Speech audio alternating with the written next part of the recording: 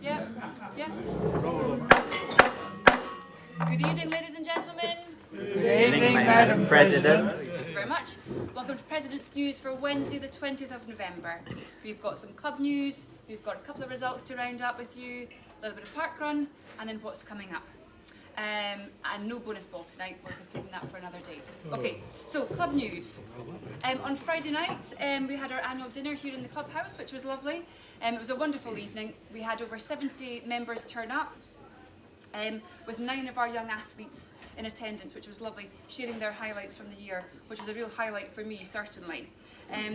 I must thank Ian Furla, who gave the young athletes their introductions and filled in a few of their modesty gaps. And also thanks to Claire and Paul Ostrich, who helped chaperone the young athletes throughout the evening. So speaking of the ostriches, firstly a big thank you to Claire Ostrich, who organised the raffle. She had put together a fabulous Christmas hamper, which actually one of our young athletes, Jasper Brooks, managed to win. So that was quite nice. But they managed to raise over £500 in the raffle. So huge well done to everyone who was there and contributed. That was a huge number. And also, speaking of Paul Ostrich, we did acknowledge it was his significant 60th birthday on the night. We'd had a lot of our young athletes and the coaches put together little video montages. So that was really nice to share that on the night. Big thank you to Joseph Hill, who put the videos together, and to Mike Reeves, helped put it on the telly for us. So that was really nice. We had super toast from Tony Chinedu, one of the young athletes, and then a lovely response from Tim Mayers. I think Tim spoke really, really well, and made me feel incredibly proud to be part of this wonderful club. Actually, it was a really good response from Tim. We had a fantastic Q&A session from Shauna Brown. It was really insightful, really interesting, and hugely entertaining. She was a fantastic speaker, so that was a great sort of finale to our evening. So, all in all, a great evening. Big thank you to the trackside staff again for helping out there, and to my two Davids, Dave Appleton and David White, who'd been my fabulous co-organisers, and I'm definitely looking forward to next year where I have a slightly less involved role. So yeah, but that was really lovely night. Strictly update, it was week 9, the Blackpool week. So on Saturday our Team Mojo danced a fantastic salsa, scoring 35 points again, taking them to the top 3 on the leaderboard. So that was all very good on the Saturday. Sunday results show, again though, we were back in the dance-off. So they were in the dance-off with Win and Katya, but fortunately all 4 judges voted our fabulous pair through. So they're through to week 10, where they'll have a fantastic quick step, I'm sure, and a sambathon, which sounds rather intriguing. Now, little note for you all, the BBC are looking to come back down to the track and do a bit more filming, but they're only going to come and do that if they're obviously still in the competition. So this Saturday, watch the show, do get your votes in. It's really important. We've got to keep them on the telly, and especially so that we get a nice little visit from the BBC next week. So that would be nice. I think they are possibly going to come down Wednesday night. So if you're interested at all, that would be quite a nice one to look out for. So that was our Strictly update. It was, of course, Terry's funeral earlier this afternoon. There was about 70 Harriers turned up, which was a fantastic number. But the same number as came to the dinner, so what a turnout. I think it filled almost filled half the crematorium there. So that was a great turnout for Terry and a fantastic send-off. Now moving to our results. We had, on Saturday it was the London Youth Games cross country, so the first event for the 2025 London Youth Games season. There are 33 boroughs competing in the London Youth Games, with almost 400 runners per race, so it's a huge event.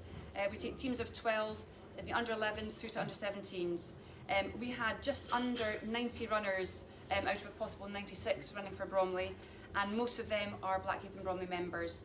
There's a few in the under 11 age category who aren't members yet, but that's only because they're too young.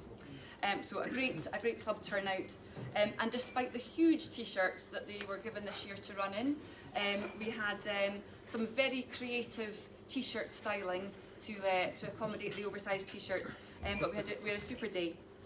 We had great team success overall. The boys managed to retain their title, coming away with the trophy for the 4th year on the trot, and sixth year in total. and the girls finished a super second, so all went home with large shiny medals. We had a couple of individual results, a couple of individual medal winners. In the under-11 boys race, George De Bruyne finished a fabulous second. Now George is the younger brother of Evie De Bruyne, who you'll have heard me mention in the under-15 girls cross-country events, and also they are the son and daughter of Leon De Bruyne, who runs in the senior men's events, so he's one of our dads. And then also we had, in the under-11s, we also had Rory McDonough finishing 6th, which was fantastic. He's a year young in that age category. And Rory is Aoife McDonough's little brother, and Aoife is also one of our under-15s who you'll hear frequently in the Kent Cross Country League and so on. So great results from our under-11s. And then we also had an individual medalist in the under-13 boys. So Emery Aldridge won the under-13 boys race with yet another sprint finish. So far, 2 out of 3 of his Kent leagues have finished with a very, very close sprint finish, so it's definitely becoming a trademark finish for him. And always with boys who are significantly taller than him. Emery's still a year young in that age category, so it's fantastic for the future. But a great win for him. Also in the under-13 boys, we had a strong run from Dexter Mean, finishing 14th, so that was a good run from him. Other kind of key results in the under-13 girls, Isabella Jenkins finished 19th, Eva John 22nd, and Ariana Timmerman was 34th. Under-15 boys had a great day out. Our top 3 were Daniel Horgan in 5th, Cian Farrell in 8th, and James Shaw 11th, so that was super. The under-15 girls, who I've inadvertently mentioned, Evie De Bruyne and Aoife McDonough finishing 19th and 20th, and then Cara Bryan was 23rd. Under-17 boys, our strong category, Jed Starvis was 8th, Joseph Hill 10th, and Oliver Ward 24th. And then the under-17 girls, Christina Galodi Johnson was 14th, Jasmine Mahoney 19th, and Megan Barlow 25th. So a very good day from our youngsters. Now the second event of the day was also at Parliament Hill. It was the South of England London cross-country champs. And we had teams in the senior men's and senior women's. They also ran the under-20s as part of the senior teams. So we had 20 men turn out in the senior men's race. The team finished 11th out of 38 complete teams, where there was almost 500 runners, so that was a really strong day out for them. Our team scorers, Kevin Finney was 30th, Micah Evans 52nd, James Luger 62nd, and David Adams was 73rd. And just note we had Micah, Leon De Bruyne, Phil Bunn, Colin Pearson, Chris Martin and Barry Horgan also racing in the senior race when their kids had raced earlier on in the day in the youth games. So in the senior women's event we had a great day. We had just eight ladies running, but the team finished 4th out of 25. Leading us home in fabulous 6th position was Chloe Sharp. Not far back in 10th was Naomi Kingston. And then shortly after that was Morgan Squibb in 18th, and then Jenny Butler completing the scoring team in 41st. Now Jenny qualifies as one of our mums because she had her son Billy running earlier on in the youth games race. We also had 2 of our under 20 females running, Isla Pearson and Olivia Maggie Brown, and they finished 3rd and 4th in the under 20s race, so those were great results for them. And then the final 2 little events to mention. Today we had the Bromley School's Year 7 cross-country champs. That was over at Farrington School, and we had wins from club members Lucy Younginger in the girls' race, with Jasmine Stevens taking 2nd, and then we had a win in the boys' race from Zach Evans. So that was really good. That was just today. And then on Friday though we had the Bexley Year 7 cross-country champs, and the Year 7 girls' race was won by Alice Bunn, and then her brother James Bunn won the Year 8 and 9 race. So that was a really good event for them. So parkrun, not much news on the parkrun front this week.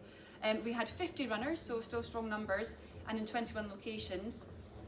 Furthest member from the clubhouse was Bernard Wilson, who ran up at Stonehaven Parkrun, which is up in Aberdeenshire, about 560 miles away, so probably quite a chilly one as well.